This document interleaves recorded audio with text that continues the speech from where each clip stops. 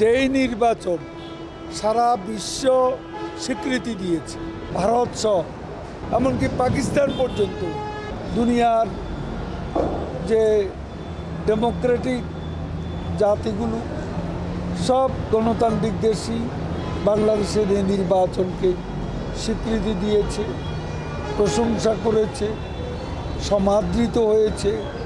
এমত অবস্থা সেই নির্বাচন নিয়ে জাতীয় সংলাপের দাবি হাস্যকর। তারা যে সংসদে নির্বাচিত হয়ে আসবে না এমন সিদ্ধান্ত নিয়েছে, এটাও তো অবৈধ। এটার বৈধতা আছে। জনগণ ভোট দিয়েছে, জনগণের রায়কে যারা অসম্মান করছে সেটা কি বৈধ? আমি যদি প্রশ্ন করি, কি জবাব তারা দেবে?